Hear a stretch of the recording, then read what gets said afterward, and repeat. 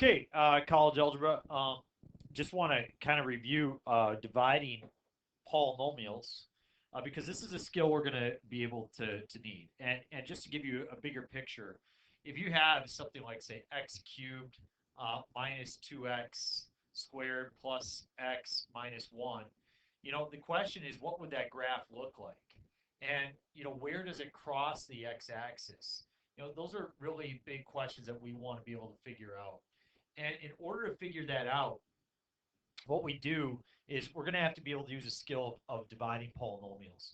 And so just to put this into terms you can understand, if we take x plus 2 and we divide it into 3x plus 6, you ask yourself, what do you multiply x by to get 3x? And that answer is 3. And since it's a constant, it goes above the 6. Multiply the 3 back through and you get 3x plus 6. Subtract, you get 0. So the answer is 3. You would have known that ahead of time because 3x plus 6 divided by x plus 2. Just notice if you factor out the 3, you get x plus 2 over x plus 2, and obviously those cancel, and you get that 3. It doesn't always work that nice when you have ones like this. Put the x minus 2 here, and we got x cubed. You are missing the 0x squared. It's a very important placeholder. So we go plus 0x squared minus 6x plus 4. What do you multiply x by to get x cubed? You multiply by x squared. So therefore, it goes above the x squared term. Multiply that through, and you have x cubed minus 2x squared. Subtract, we have x cubed minus x cubed. It goes away. 0 minus negative 2x squared is positive 2x squared. Drop down to 6x. Sorry, my phone's going. Hold on. Okay, sorry about that. All right, where were we? Yeah, I dropped down the negative 6x. We ask, what do we multiply x by to get 2x squared? And that answer would be 2x. We multiply it through, we get 2x squared. We get minus 4x. Subtract. What is negative 6x minus negative 4x? It's going to be a negative 2x. Drop down the plus 4. And you can see what you multiply x minus 2 by to get negative, or x to get negative 2x, negative 2.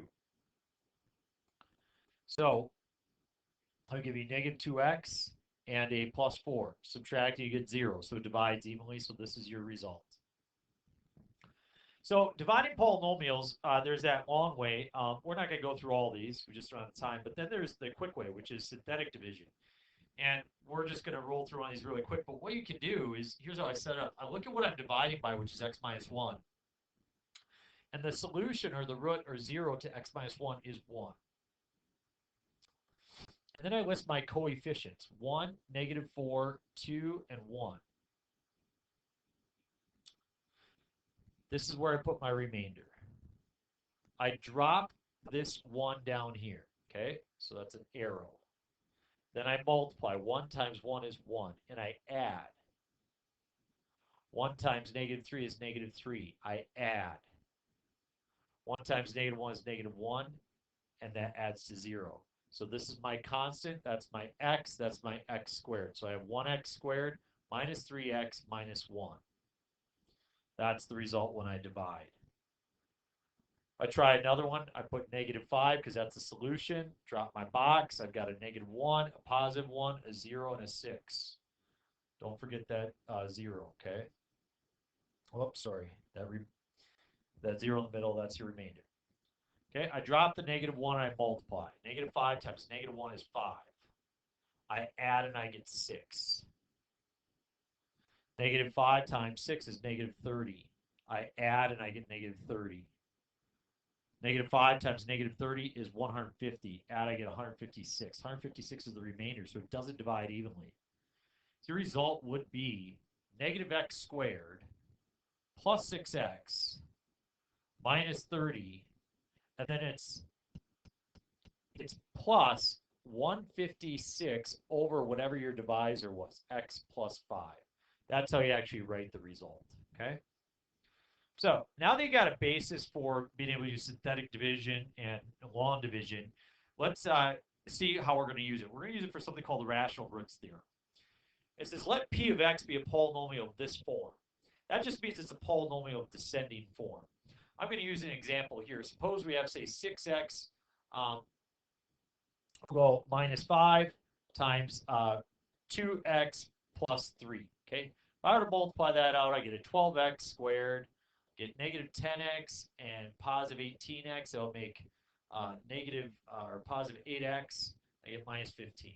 Okay, so a polynomial like that in descending form. Okay, so you got the x squared, the x, and the 15. So that's going to be our polynomial. Okay.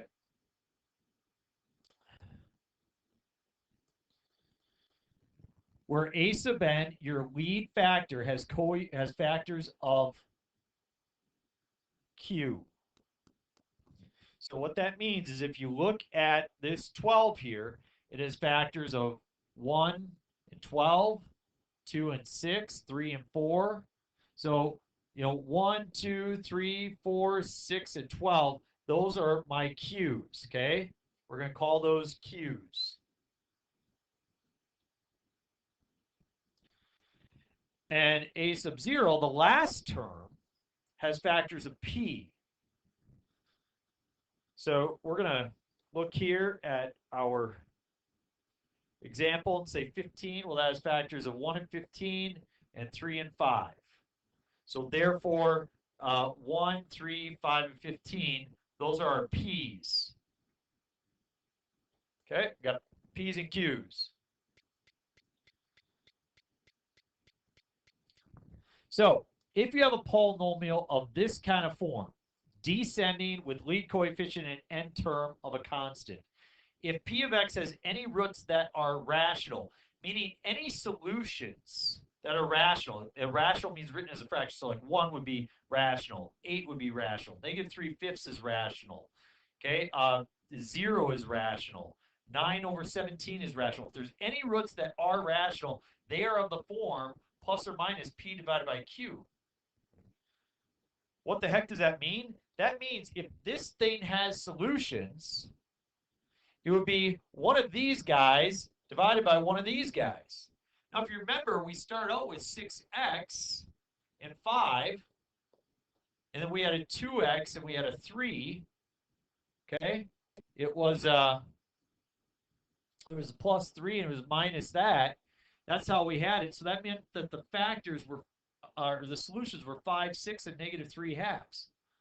Well, look at where your solutions came from. The 5 and the negative 3, those are right here. And then the ones on the bottom, the 6 and the 2, well, those are right here. So sometimes we see things that we don't know if they really factor or not, but we can use really good guesses. That's what this is about. It says find all the roots of the following polynomials. This guy, if you can factor it. Turns out we don't know how it factors. So what do? We use the rational roots theorem. We look at your p's. P's are factors of this last number. So 1, 2, 3, and 6. Your q's are factors of the front coefficient, 1. Its degree is 3. That means we're going to have 3 answers. Our choices are all of our p's divided by all of our q's. So plus or minus 1, plus or minus 2, plus or minus 3, plus or minus 6.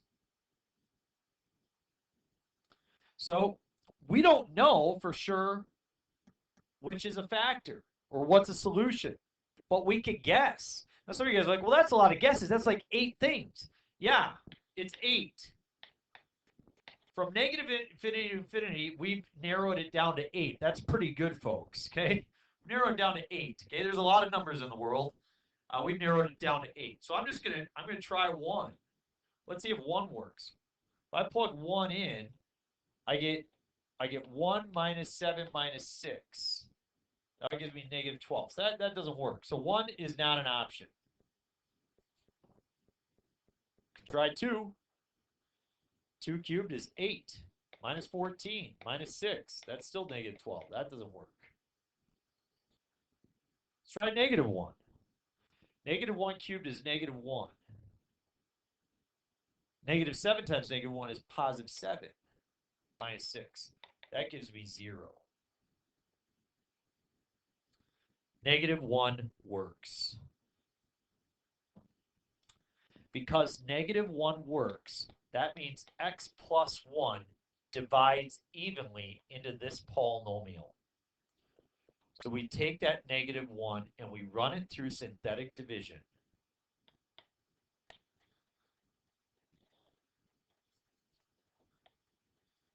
Drop our 1, multiply, -1.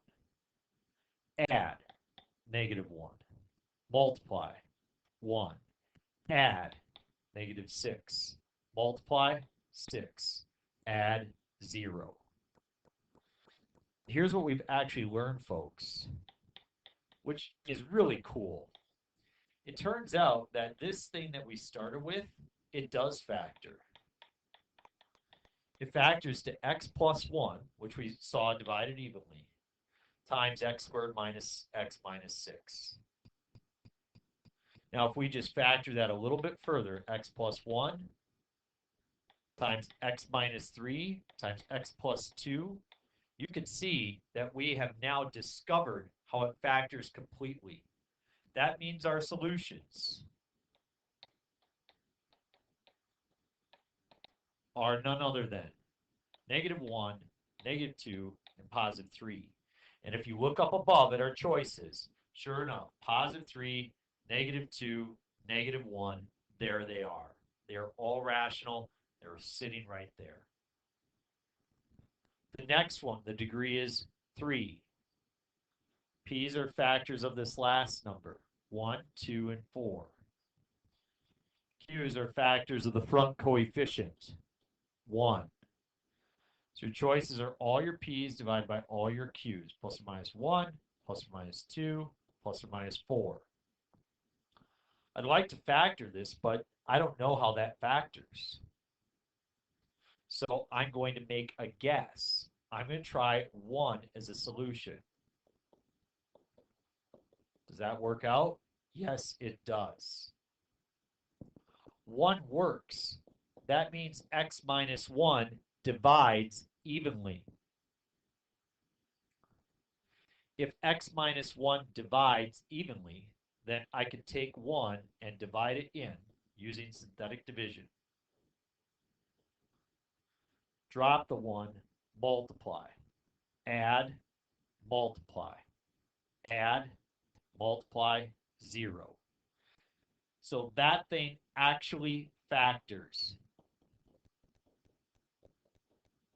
to that. That factors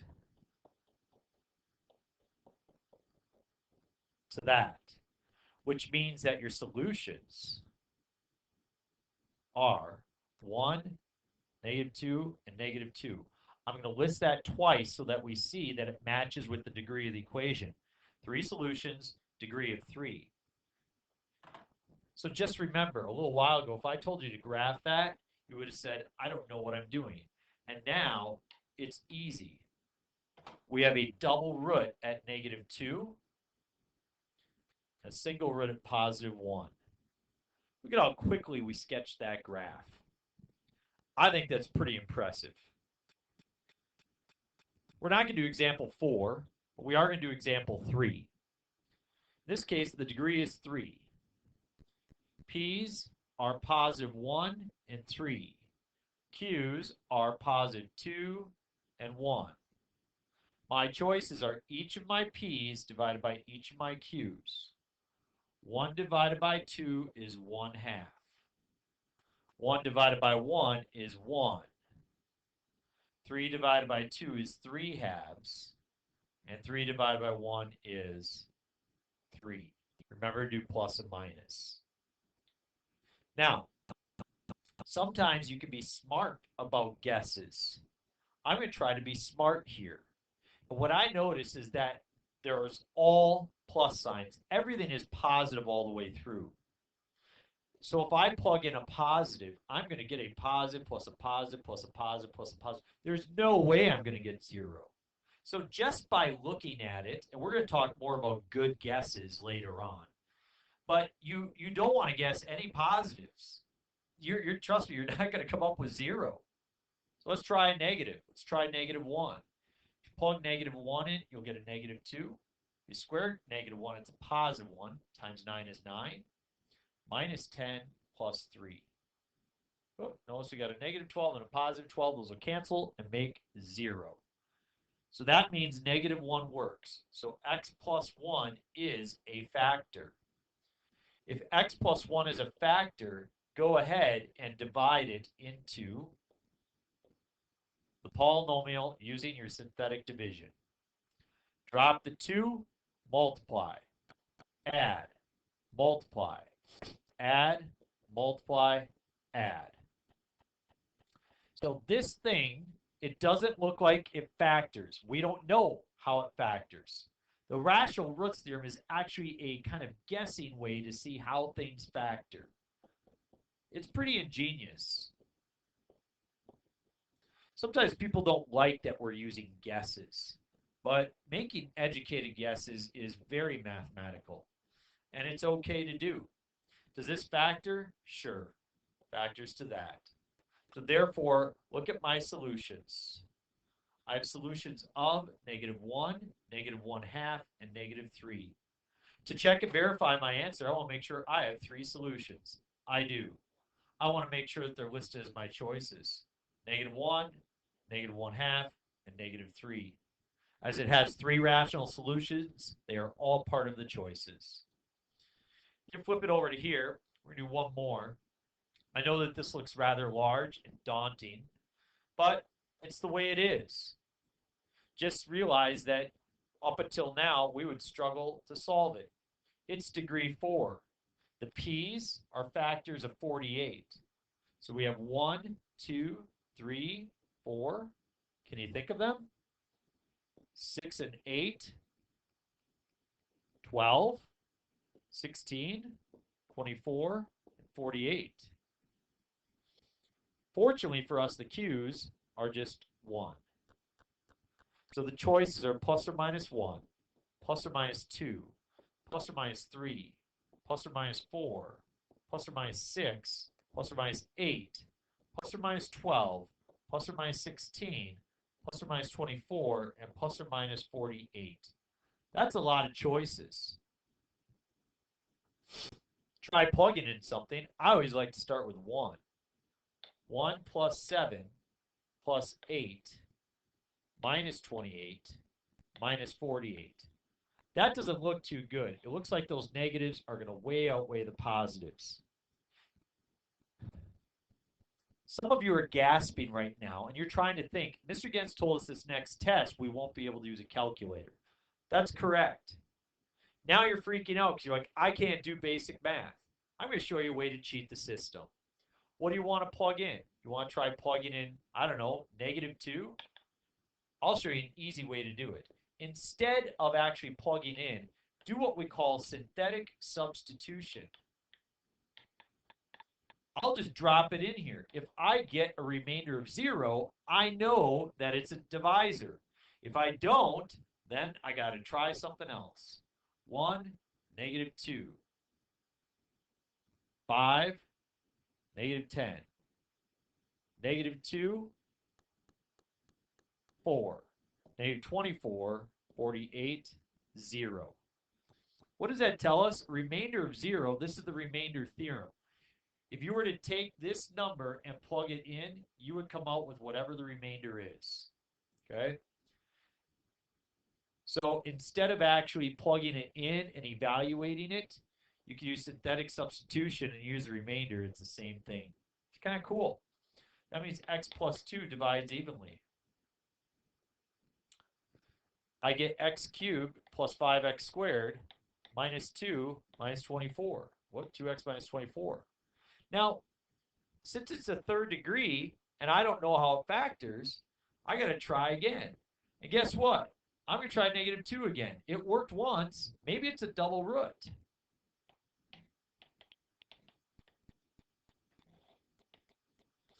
Drop the 1, multiply.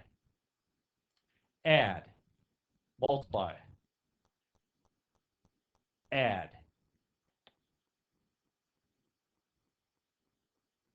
Multiply. Add.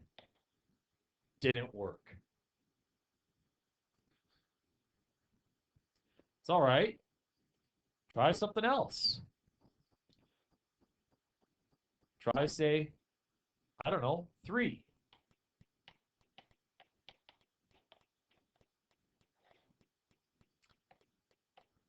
8, 24, 22, 66. That doesn't work either.